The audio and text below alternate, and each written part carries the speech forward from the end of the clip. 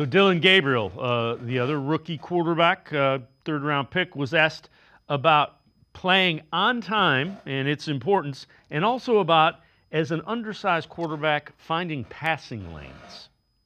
Regardless, a quarterback has to find passing lanes. But also regardless, it's not always going to be the perfect situation. And I think for anyone, you're going to have to find those tight windows and make those certain throws.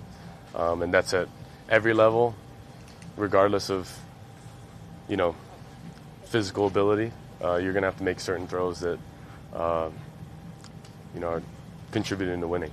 So it's all situational based. Playing on time, you can still take shots down the field. And I think, that's a constant balance a quarterback is playing, when you can, take the cheese or maybe you got to drop it down. And sometimes, people see a check down maybe as results based and versus, maybe a check down that gets an explosive, right? So there's constant conversation about it when you can continue to play off one another. But I think it's, the balance of quarterback play is really in every progression.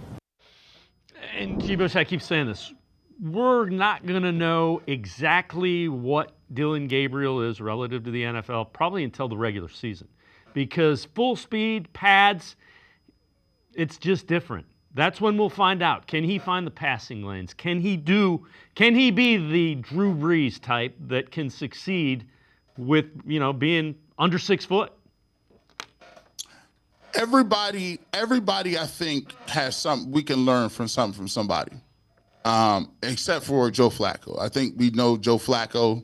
We know what Joe Flacco. His book the book on Flacco is as long as the day is long. Like, we know what that is, and I think that's part of the reason why Joe Flacco may not be getting as many reps. It's not the fact that they don't think he can play. It's the fact that they already know he done been there, done that at a high level, and they've already seen him in their facility do it at a high level. Now, the other three, we're going to find out a lot. Kenny Pickett. The question is, can you be a guy who can lead and throw the football downfield? Are you a quarterback that needs to be established with a bunch of stuff around you? Good receivers, good offensive line, run game, got to have a creative coordinator. Like, that's a lot to be asking for in today's NFL, right? You may have a good run game, but you may not have the best receivers, or you may have a good offensive line, but your running backs are so-so, or you may have an offensive coordinator that's dynamic and really put you in the best positions, but you just don't have the downfield threats that you need to stretch the field. We're going to see what it is with him.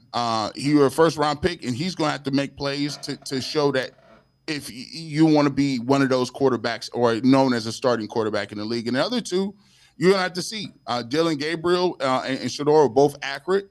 But Dillon Gabriel served more out of the shotgun, and I could see why. At practice, I said this, and, seeing him up close and personal, I said, he throws a very good tight spiral. He has a good strong arm in the underneath game. He's very accurate. When you're sitting back there and he's throwing the slants and the outs, it looks good. But the problem is, he had a little bit of trouble.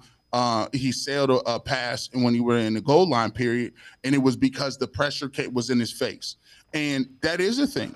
When you got Myles Garrett or guys that are 6'5" and guys are pushing the pocket in front of you, it's difficult to get throwing lanes and be accurate. Shedeur Sanders, listen, he looks, accurate when he's throwing the ball. The thing is, one of his things was timing. Are you going to get rid of the football?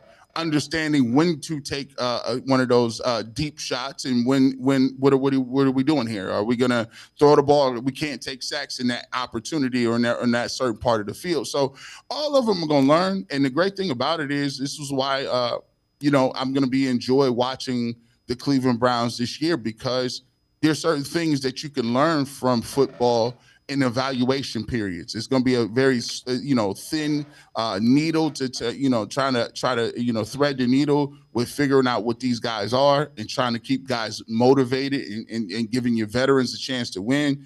But you're going to see all of those, and especially starting quickly with the preseason.